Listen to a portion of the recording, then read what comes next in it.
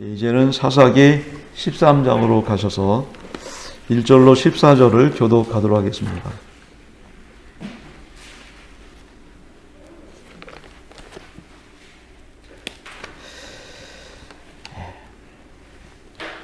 이스라엘 자손이 다시 여호와의 목전에 악을 행하였으므로 여호와께서 그들을 40년 동안 블레셋 사람의 손에 넘겨주시니라.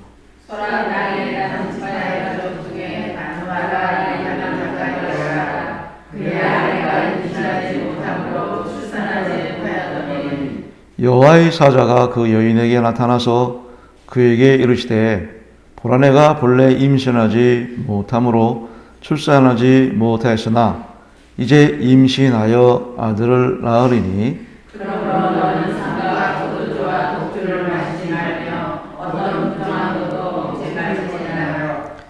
보라 내가 임신하여 아들을 낳으리니 그의 머리 위에 삭도를 대지 말라. 이 아이는 태에서 나옴으로부터 하나님께 바쳐진 나실인이 됨이라. 그가 블레셋 사람의 손에서 이스라엘을 구원하기 시작하니라 하시니. 이에 그 여인이 가서 그의 남편에게 말하되 하나님의 사람이 내게 오셨네. 그의 모습이 하나님의 사자의 몸 같아서 신이 두려움으로 어디서부터 왔는지를 내가 묻지 못하였고 그도 자기 이름을 내게 야전하였으며 그가 내게 이르기를 보라 내가 임신하여 아들을 낳으리니 이제 포도주와 독주를 마시지 말며 어떤 부정한 것도 먹지 말라. 이 아이는 태에서부터 그가 죽는 날까지 하나님께 바쳐진 나실인이 됨이라 하더라 하니라. 마노아가 여호와께 기도하여 이르되 주여 구하옵나니 주께서 보내셨던 하나님의 사람을 우리에게 다시 오게 하사 우리가 그 낳은 아이에게 어떻게 할지를 우리에게 가르치게 하소서 하니 하나님이 마노아의 목소리를 들으시니라. 여인이 밭에 앉았을 때 하나님의 사자가 다시 그에게 임하였으나 그의 남편 마노아는 함께 있지 아니한지라. 여인이 급히 달려와서 그의 남편에게 알리되 보소서 전일에 내게 오셨던 그 사람이 내게 나타났느니라 하니 마노아가 일어나 아내를 따라가서 그 사람에게 이르러 그에게 묻되 당신이 여인에게 말씀하신 그 사람이니까 하니 이르되 내가 그러다 하니라. 마노아가 이르되 이제 당신의 말씀드리기를 원하나이다. 이 아이를 어떻게 보며 우리가 그에게 어떻게 행하리이까. 여호와의 사자가 마노아에게 이르되 내가 여인에게 말한 것들을 그가 다 삼가서 포도나무의 소산을 먹지 말며 포도주와 독주를 마시지 말며 어떠한 부정한 것도 먹지 말고 내가 그에게 명령한 것을 다 질 것이니라 하니라. 이스라엘을 대표하는 사사, 이제 한 사람 한 사람 역사의 뒤안길로 사라져가고 또 한 사람 한 사람이 또 이렇게 세워져가는 모습들을 우리는 이 사사 시대를 통해서 보게 됩니다. 어차피 한 세대를 살다 보면 또 한 세대를 하감하게 되는 것은 정한 이치죠. 우리 역시도 지금 태어났었지 않습니까? 그리고 지금 생존의 기회지 않습니까? 언젠가는 저 여러분들도 갈 날이 점점 다가오고 있음을 봅니다. 잠을 자는데 이제 두터운 이불이 필요하다. 그전에는 조금 며칠 전만 해도 이불을 내치고 뭘 덮는다는 것이 그렇게 귀찮았는데 이제 뭘 끌어다 덮어야만이 이제 되는 그런 계절이 돌아왔잖아요. 그렇게 살다 보면 그런 하루하루가 결국 우리는 세상 끝날, 내 인생의 끝날이 곧 다가오지 않을까 이런 생각을 합니다. 한 선배 목사님이 며칠 전에 전화를 하면서 이런 얘기를 하더라고요. 아버님 세대가 갔는데 이제는 갈 세대가 나일세, 죽음을 준비해야지. 뭐 이런 얘기를 하면서 전화 끊고 생각하니까 이것이 인생이구나. 살 때가 있으면 죽을 때가 있지 않겠습니까? 그런데 말입니다. 어제 슬픈 소식을 들었습니다. 우리 지방의 모 교회에 한 젊은 청년이 있었는데 결혼을 했어요. 뭐 건강했고 별 문제가 없는 그런 청년이었는데 결혼하고 얼마 있다가 백신을 맞았는데 그것이 어떻게 부작용이 초래해가지고 그만 죽고 말았다는 것이죠. 그래서 장례를 치렀다. 그런 얘기를 들으면서 그 장례를 집례하는 그 목사님 얼마나 참 마음이 아팠을까? 또 성도들은 또 그 청년의 죽음을, 그 신혼부부의 가정이 그런 모습을 보면서 얼마나 안타까웠을까? 라고 하는 것은 이게 사람 사는 인생이라고 하는 겁니다. 사람 사는 인생은 참 그렇다는 생각이 듭니다. 입다가 죽었어요. 그죠? 그런데 그 뒤를 이어서 입산이 사사가 되었습니다. 그런데 또 입산이 죽었습니다. 엘론이 사사가 되고 엘론이도 죽으니까 압돈이 사사가 됐습니다. 압돈이 죽으니까 그 뒤에 누가 사사가 됐습니까? 이제 13장부터 대단을 펼쳐나가는 삼손의 이야기가 이렇게 시작이 됩니다. 근데 다른 사사와는 달리 삼손에 대해서는 지면을 많이 할애하고 있습니다. 그의 탄생의 그런 그 스토리까지 이어서 아주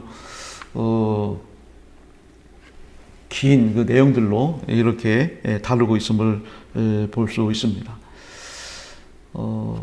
어떻게 생각하십니까? 똑같은 사사고 똑같은 한평생에 이렇게 사는 그런 지도자인데 업적에 의해서 누구는 대사사, 소사사 이렇게 나누는 것입니까? 그건 좀 너무 좀 불공평하고 하나님이 좀 편애한다는 입장이 들지 않습니까? 사람이라고 하는 욕심이 사사가 되는 것도 참 대단한 일이지만 사사가 되었으면 비교를 하잖아요. 다른 사사보다도 내가 좀 으뜸이 되었으면 하는 그런 잘했으면 그런 바람이 적겠습니까? 대통령이 다 똑같은 대통령이 아니고 대통령이 되면 다른 대통령보다 난 좀 잘해야 되겠다 그런 마음이 있는 것이 기본이지 않겠습니까? 누구는 그냥 사사가 되었는데 그냥 죽은 것으로 끝나요. 업적이 없는 것일까요? 일하지 않은 것일까요? 그런데 삼손 같은 경우는 굉장한 그런 출생부터 이렇게 상세히 다루고 있으면 무엇을 의미하는 것일까요? 오늘 본문에서 그 배경을 잘 얘기해 주고 있습니다. 너무 술을 많이 먹지 말라 이겁니다. 술 문화에 빠져 있지 말라는 얘기입니다.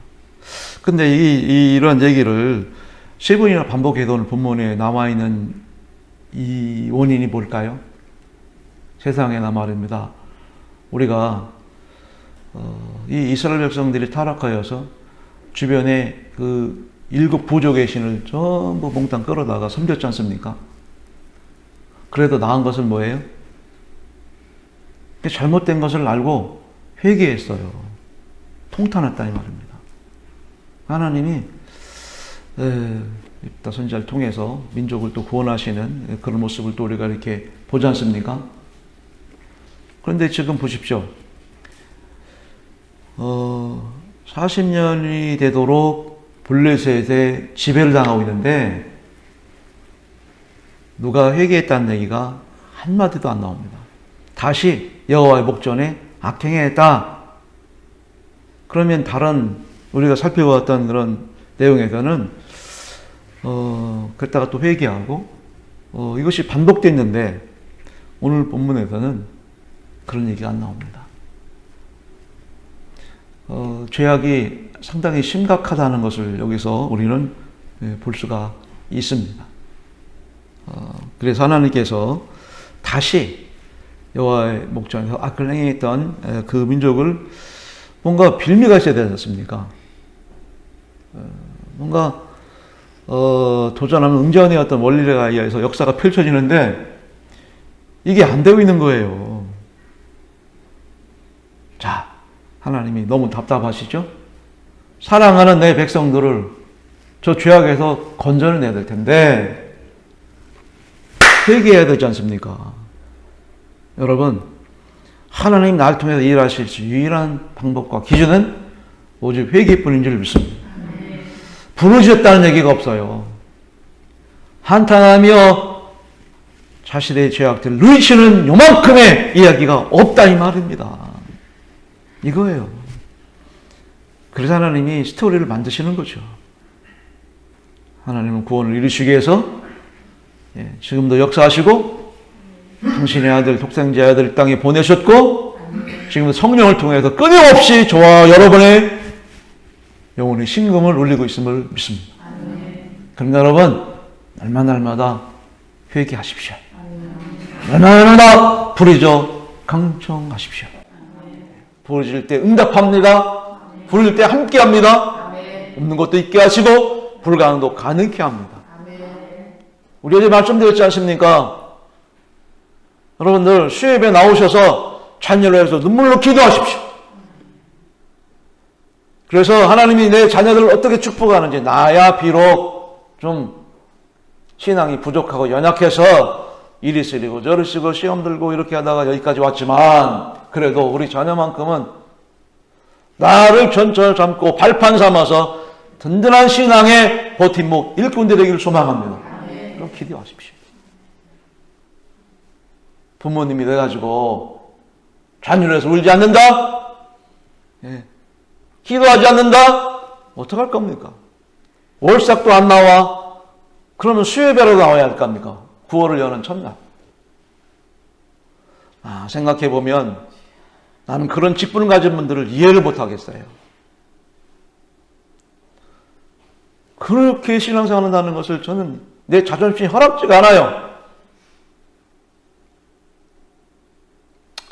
그러나 하나님은 살아계시라. 그럼에도 불구하고 이렇게 얘기를 만드시잖아요. 별짓장도 맞들면 낫다는 그런 얘기가 있는데 뭐가 좀 비빌 게 있어야 구세 삼고 그랬다라고 핑계 담는데 전혀 그런 근거가 없어요. 블레셋 민족은 아주 죄송합니다. 사악한 표현이 좀 지나친데 반인 반어. 반은 사람이고 반은 물고기. 이거 무슨 인어를 섬기는 것도 아니고 그렇다고 인어도 아니고 그러니까 이제 해양 문화에서 그런 신들을 섬겼어요. 그러니까 이스라엘 민족들이 거기에 푹 빠지는 거예요. 우상 섬기지, 문화가 타락됐지. 그다음에 지금 여자고 남자고 술독에 빠져 있고요. 뭐 형편없는 삶을 살고 있는 겁니다. 지금 블레셋 지배하에. 그러니 어떻게 하면 좋습니까? 우리는 깨어있는 우리 모두가 되어지기를 다시 한번 간절히 부탁을 드립니다. 삼손이 생겨나고 삼손은 말입니다. 태어날 사람이 아닙니다. 생겨날 사람 자체가 아니에요. 그죠? 정상적으로 삼손이 어떤 부부 생활을 통해서 태어난 자가 아니라 이 말이죠.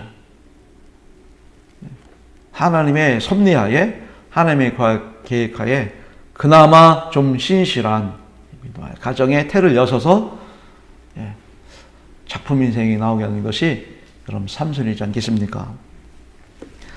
아무튼 왜 하나님께서 삼손을 태어나게 하셨나?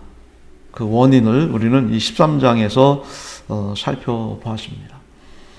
그리고 하나님은 전혀 우리가 기도하지 못하게 못할지라도 당신 여전히 지금도 일하시고 계신다 라는 그 섭리하심들을 우리가 깨달으면서 삼손 이야기가 또 어떻게 전개되었는지 우리들이 이 세배 영성으로 잘 교훈 삼아서 우리가 잘 또 배울 거 배워서 승리하는 저 여러분들의 신앙의 모습이 되기를 소망합니다.